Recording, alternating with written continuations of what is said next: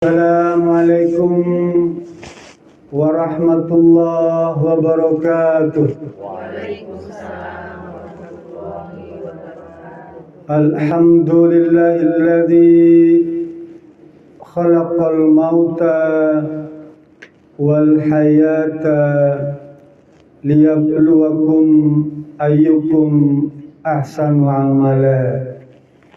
Asyhadu an la ilaha illallah wa asyhadu anna Muhammadan abduhu wa rasuluh iqraran bihi wat tauhida.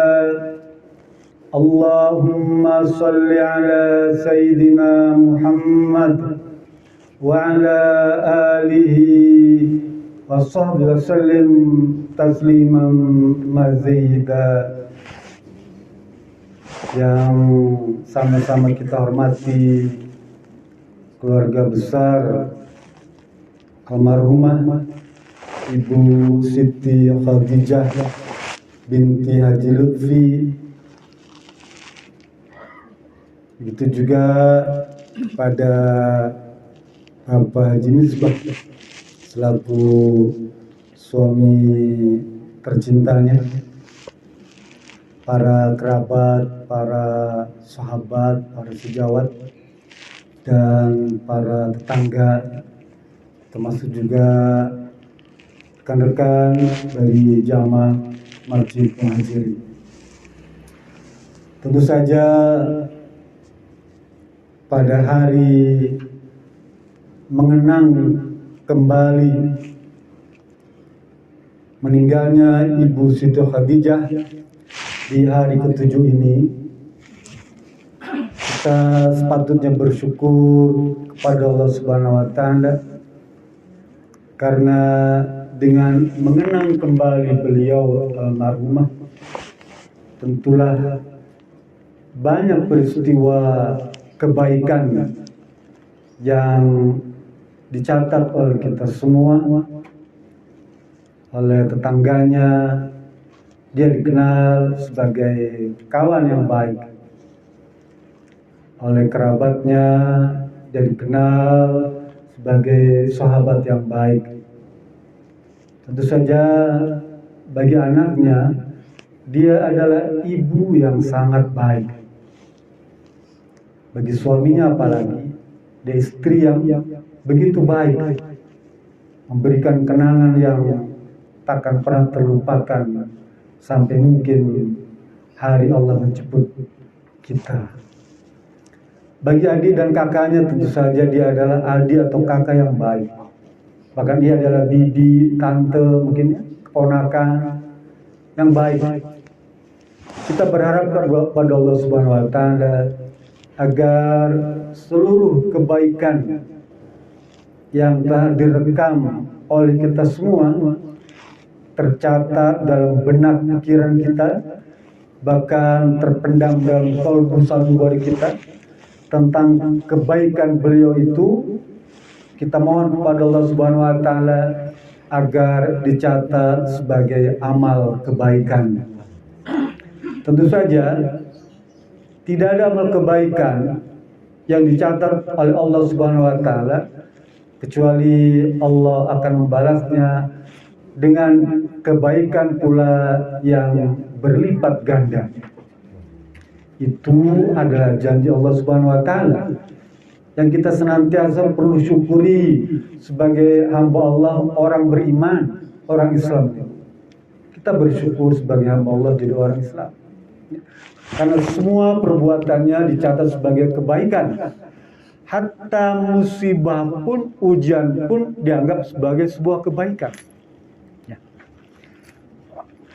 Kita kumpul di sini, kata Rasulullah, man azza akhahu bi musibatin illa kasallahu min hulalil karamah yaumal qiyamah.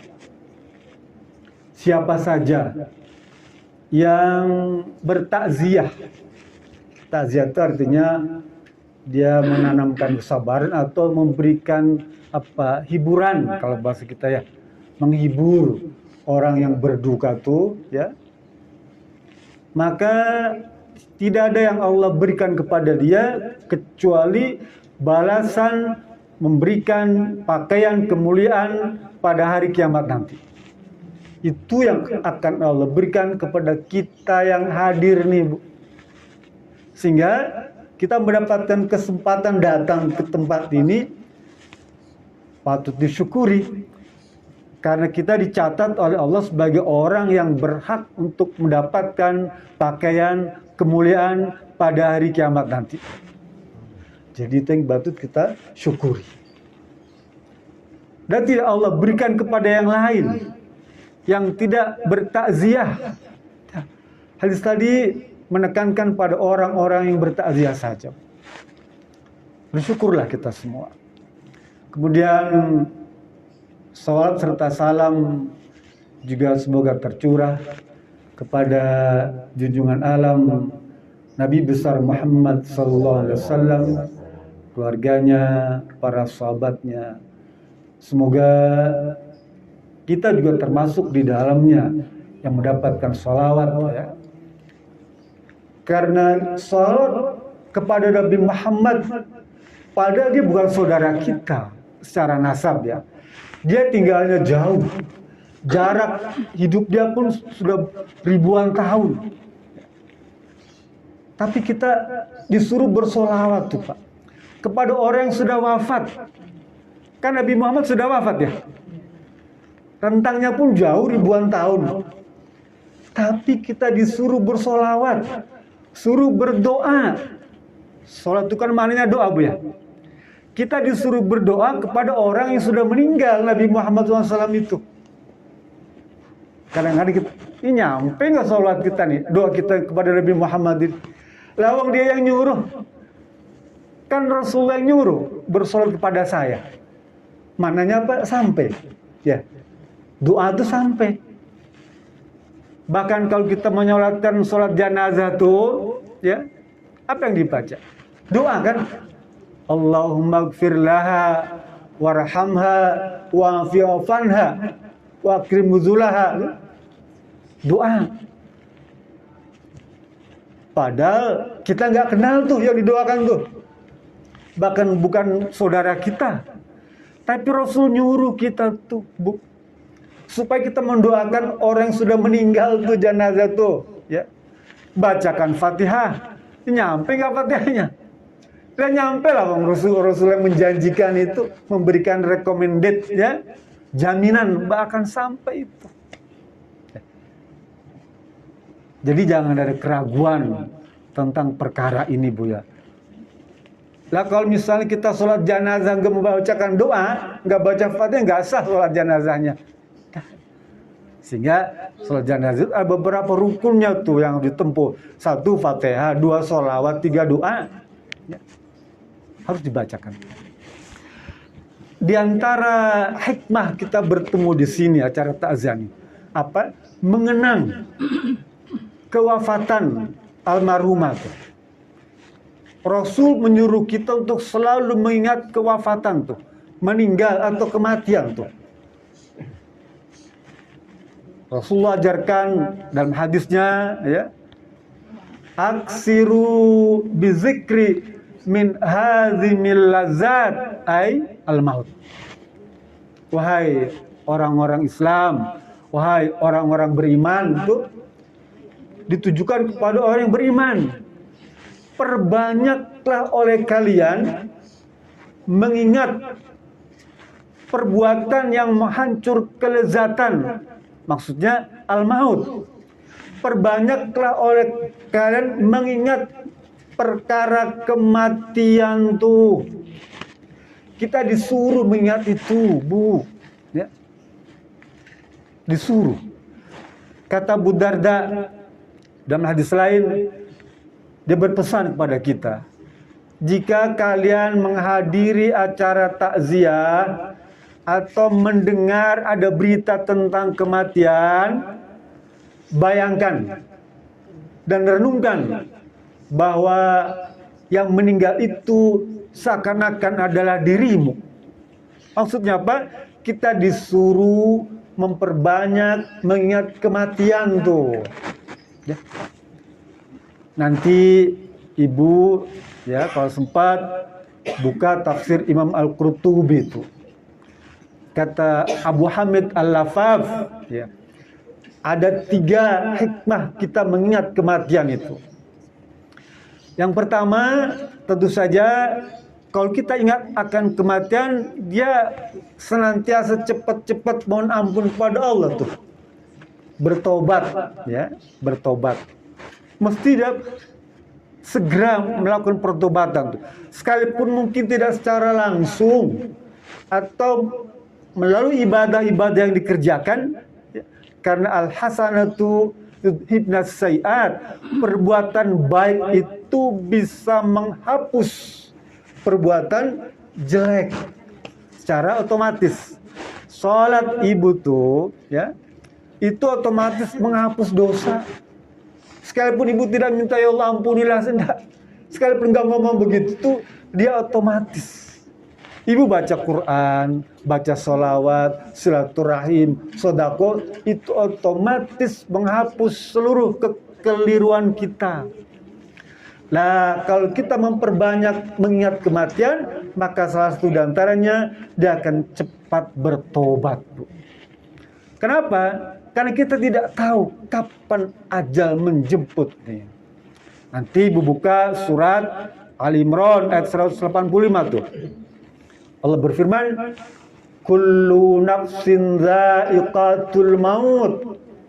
Setiap yang bernyawa, ya, setiap jiwa itu pasti akan meninggal. Kata kullu itu dalam usul fikih, ya, disebutkan bahwa dia itu tidak mengenal batas. Kullu itu siapa saja.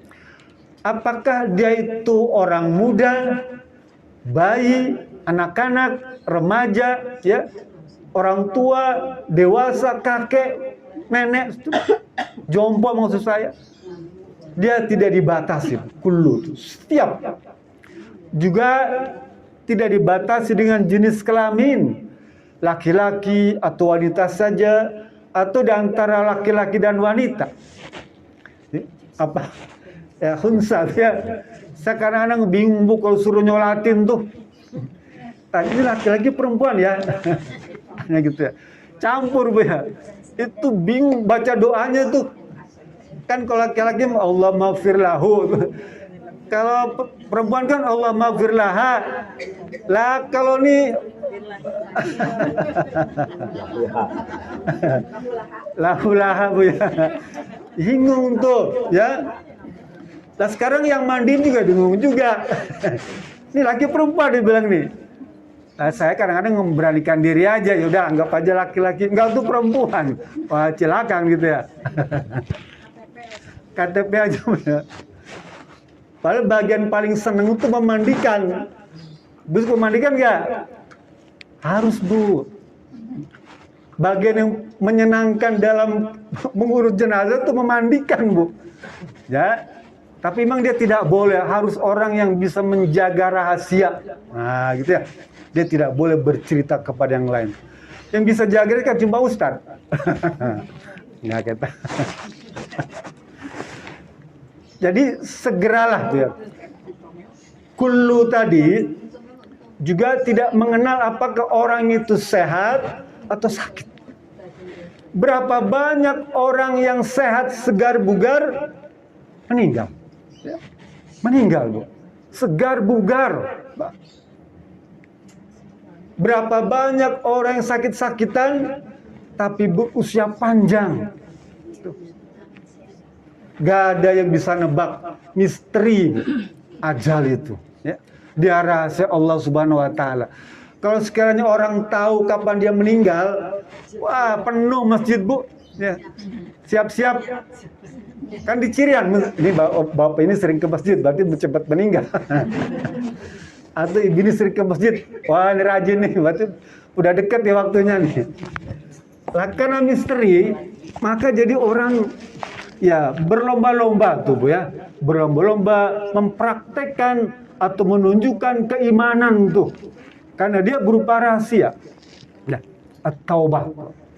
Jadi segera bertobat.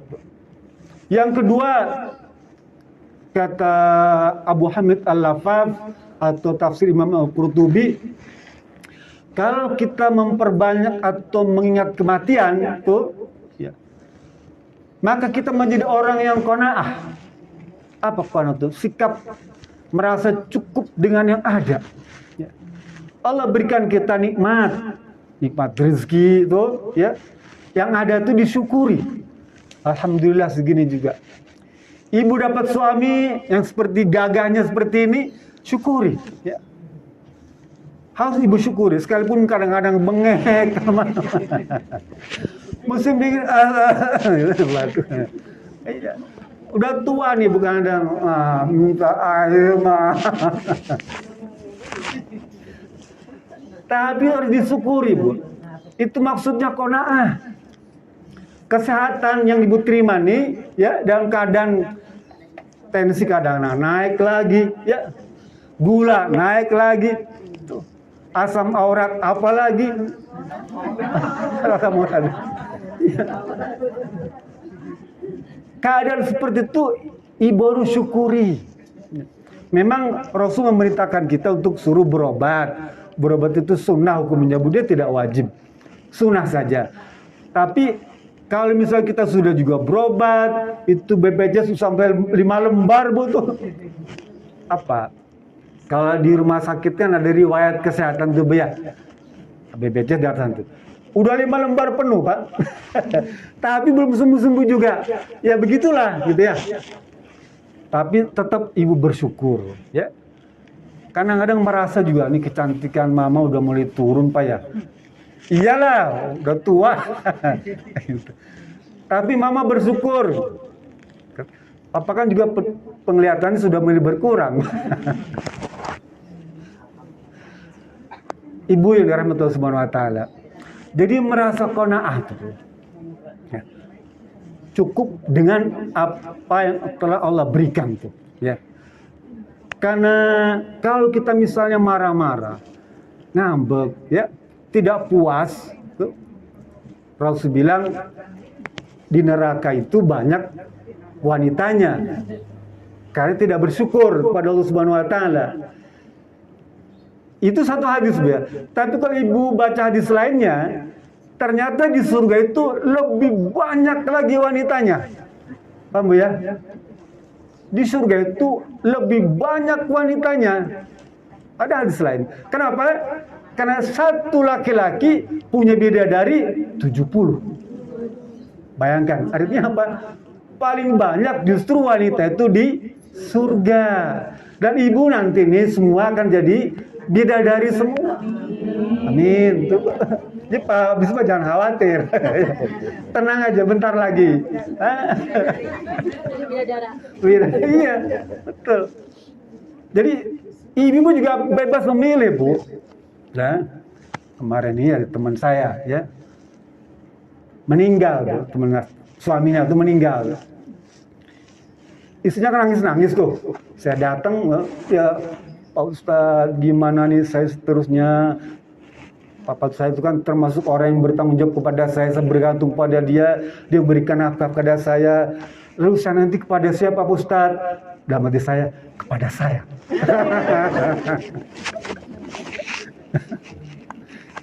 Jangan lupa, ini kartu namanya. Nomor handphone. Saya teruskan. Jadi syukur itu dengan yang ada itu ibu perlu, ya. Karena Allah berfirman dalam surat Al-Jumu'ah tuh, ya. Qul innal mautal ladzi tafirruna minhu. Kematian itu, ya. Sekalipun kamu berusaha untuk menghindarkan diri itu, ya. Siti Aisyah tanya pada Rasulullah SAW tentang hadis man habba liqa Allah habba liqa'ah, man kariha liqa Allah kariha Allah liqa'ah.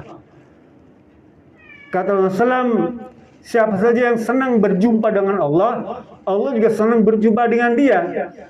Tapi siapa saja yang orang itu nggak suka berjumpa dengan Allah, maka Allah juga akan berjumpa dengan dia. Lalu Siti Aisyah tanya, ya Rasulullah, akaratul maut, bukankah kita semua ini nggak suka meninggal? Sahabat tuh, istri Nabi ini nggak suka meninggal. Dan memang nggak ada satupun orang yang pengen meninggal dunia. Nggak ada. Nggak usah kita lah. Zaman sahabat, istrinya Nabi nggak mau meninggal. Lah kenapa kita disuruh berobat? Sekalipun sunnah, karena memang kita pengen hidup. Ya. Karena mesti hidup, kan dengan hidup yang diperpanjang, maka kita akan lebih banyak beramal soleh, akan banyak berbuat kebajikan, akan menambah pahala, menambah ganjaran, dan mengantarkan kita pada kehidupan akhirat yang selamat. Gitu ya. Jadi nggak ada satupun orang yang ingin meninggal dunia. Nggak ada. Ya. Tapi kata Allah Subhanahu wa Ta'ala, dia akan datang menjemput. Ya. Sekalipun dalam ayat lain, aina ma takunu yudrikumul maut walau kuntum fi burujin musyayyadah. Dimanapun kalian berada, sekalipun ada dalam tembok-tembok yang tinggi, maka kematian itu pasti akan mendekatimu tuh. Ya. Oleh karena itu, segeralah bertobat, segeralah mensyukuri apa yang ada. Ya. Dan yang ketiga, hikmah. Kalau kita memperbanyak mengingat kematian, pasti dia akan memperbanyak ibadah. Oh, 3 aja. Kata Abu Hamid Al-Lafaf, Al-Imam Al-Qurtubi, 1 bertobat, 2 qanaah, yang ketiga memperbanyak ibadah. Lah ibadah nih Bu, ya. Yang gampang sholat lah, ya. Sholat yang wajib. Tambah lagi yang rawatib. Memang kalau aliran ingkar sunnah, mohon maaf ya, yang anti sunnah itu, dia amalan sunnah tuh nggak ada. Kayak sholat rawatib kan sholat sunnah, dia nggak praktekkan. Idul Fitri, Idul Adha kan ibadah sunnah, nggak ada dia, nggak perlu sholat. Kurban sunnah, nggak perlu dia. Ingkar sunnah tuh. Nanti kalau gue belajar agama akan ketemu tuh yang namanya ingkar sunnah itu siapa-siapa. Dia menolak sunnah. Pokoknya yang ada dalam Quran itu yang dia praktekkan. Gitu. Sampai kepada misalnya hewan gogok tuh, ya, dia boleh makan. Kenapa? Karena di Quran nggak ada diterangkan tentang keharaman. Ya. Kita bukan itu. Kita adalah ahli sunnah wal jamaah. Ahli sunnah maksudnya kita adalah pengikut Nabi Muhammad Sallallahu Alaihi Wasallam. Nah, gitu ya. Sehingga yang sunnah-sunnah kita praktekkan. Sholat wajib kita jalankan, rawatib nawafil juga kita praktekkan. Ya. Bulan Sya'ban nih, ya, di mana kita mungkin ibu punya utang banyak untuk Ramadan yang lalu, ya, takut kepotong nanti Ramadan kan ibu harus bayar 2 kali, ya. Lupa misalnya 2 lagi nih belum sempat nih, ya. Sebelum Ramadan tiba selesaikan. Kalau enggak dia kena bayar 2 kali, Bu.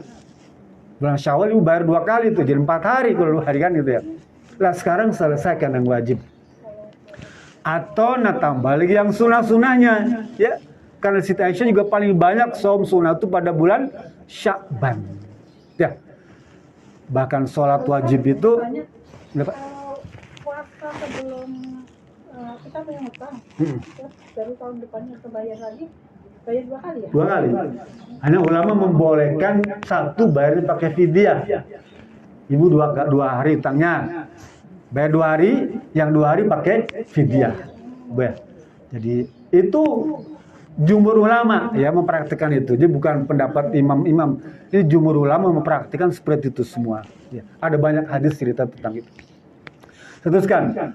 Bahkan sholat yang pertama kali dihisab ya di akhirat nanti adalah sholat. Sholatnya bener nggak nih? Ya, jangan-jangan sholatnya bercanda mulu atau setengah-setengah, ya. Khusyuk harus khusyuk. Jadi coba tingkatkan ibadah sholat ini dengan sebaik-baiknya. Memang sempurna belum, tapi minimal ada usaha untuk sampai kepada sempurna itu. Ya. Jadi 3 itulah yang diamanatkan oleh Imam Qurtubi atau Abu Hamid Al-Lafaf tentang hikmah di balik acara mengingat atau mengenang kematian. Bapak Ibu yang dirahmati Allah Subhanahu wa taala. Kita tentu saja sebagai sahabat yang baik, kerabat yang baik, tetangga yang baik, ya. Kita ingin almarhumah Ibu Siti Khadijah ini bin Haji Lutfi ini di alam barzah sana mendapatkan tempat yang sepatutnya, tempat yang terbaik, ya. Apalagi kita mengenal dia sebagai orang yang baik. Kata Allah Subhanahu wa taala nanti baca surat Fussilat, ya. Allah akan bisikan kepada orang-orang yang beriman itu, ya. Ala takhafu wa la tahzanu wabsyuru bil jannah. Ya. Fulan, ketika sakaratul maut tubuh, kita nggak melihat malaikat maut itu datang. Dia datang. Dia bisikan di telinga tuh almarhumah tuh, ya. Innalladzina qalu rabbuna Allah summastaqamu. Orang-orang yang beriman, ya. Ibu Ustazah ini kan beriman, insyaallah, ya. Dan istiqomah dengan Islam, dengan pengajian, ya. Dengan sholat, dengan saum, di istiqomah itu tidak ada yang Allah berikan kecuali Allah kirim para malaikat tatanazzalu alimul malaika, ya. Berbondong-bondong malaikat berebut kepada almarhumah tubuh, ya. Apa berebut? Membisikkan di telinganya tuh. Kita nggak dengar. Kalau kita dengar dan kita tahu, kita takjub. Yang tahu cuma apa? Selain manusia dan jin, mereka tahu, menyaksikan itu. Apa yang diucapkan malaikat itu? Ala takhafu wa la tahzanu wabsyuru bil jannah in kuntum tu'adun. Bisikan, ya fulana, wa Ibu Siti Khadijah, ya. Jangan takut, jangan khawatir, jangan cemas, ya. Aku beritahukan kepadamu kabar gembira, engkau akan mendapatkan surga, ya. Amin. Ya. Malaikat bisikan di telinga almarhumah Ibu Siti Khadijah itu, ya. Sekarang beliau sudah tenang di sana, ya. Tenang, nyaman, ya. Sudah menghadap Allah Subhanahu wa taala. Kita tambah lagi tuh agar dia mendapatkan kelezatan dalam kubur itu dengan apa? Dengan doa, mengirim pahala, dengan hadiah, dan menyelesaikan urusan-urusan hak Bani Adam tuh. Utang piutang, ada hak bisa yang berkaitan dengan urusan janji dan sebagainya, bisa diselesaikan. Maka akan lebih bergembiralah orang-orang yang sudah dalam kubur. Mereka senang, Bu. Buktinya apa? Nggak ada yang pulang lagi. Balik lagi cilaka. Tak kabur semua. Jadi kembali lagi kita doakan, ya, kepada almarhumah ini supaya dia mendapatkan tempat yang layak. Apa di antaranya? Kata Rasulullah SAW, Allah kan ganti pakaiannya itu, kain kafan itu kan kain kafan dari surga. Allah kan hamparkan tempat tidurnya itu dengan permadani dari surga. Tuh. Akan Allah luaskan kuburan itu seluas sejauh mata memandang. Akan Allah buka jendela di kuburan itu berupa apa? Pemandangan surga yang setiap pagi dan petang dia bisa melihatnya tuh, yang setiap saat dia berhembus angin surga tuh. Jadi angin surga itu bukan di dunia kita dapat berita bagus lah, tapi dalam kubur Rasul bilang orang akan mendapatkan angin surga yang semerbak harumnya tuh bau minyak misik. Mudah-mudahan almarhumah mendapatkan apa yang dijanjikan oleh Allah dan Rasulnya. Amin. Dan sebagai baik akhir, saya mohon keikhlasan, keridhaan Bapak-bapak Ibu semua.